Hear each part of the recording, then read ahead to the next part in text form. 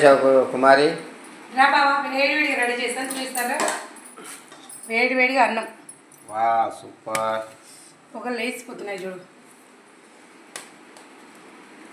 వేడివేడిగా అన్నం. కొంతమంది వేడిగా తింటారు, మరింత వేడిగా తినలేను ఫ్రెండ్స్. నేనైతే పప్పు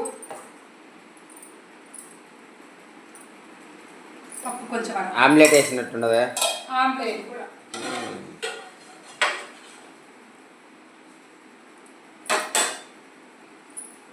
ఈరోజు మన ఇంట్లో స్పెషల్ ఏంటో తెలుసా? చికెన్ కూర, ఆమ్లెట్, పప్పు. చికెన్ చిక్కగా చేశాను, పప్పు చేశాను కాబట్టి చికెన్ చిక్కగా చేశాను. మీరంతా తిన్నారా ఫ్రెండ్స్? ఏం తిన్నారు? ఎలా ఉన్నారు? బాగున్నారా? ఫస్ట్ టైం చూస్తే ప్లీజ్ సబ్స్క్రైబ్ చేసుకొని లైక్ చేయండి. చికెన్ కూర ఉండి ఆమ్లెట్ ఎందుకు వేస్తాను అని కదా, ఎందుకంటే మా ఇంటికి వచ్చిన గెస్ట్ వస్తున్నారు, ఆమ్లెట్ తింటారు, చికెన్ తినరట. అందుకని పప్పు ఆమ్లెట్ వేస్తాను. చికెన్ కూర మాకు చేసుకున్నాము, అది ఈరోజు స్పెషల్. ఓకేనా? ఫస్ట్ టైం చూస్తే ప్లీజ్ సబ్స్క్రైబ్ చేసుకొని లైక్ చేయండి.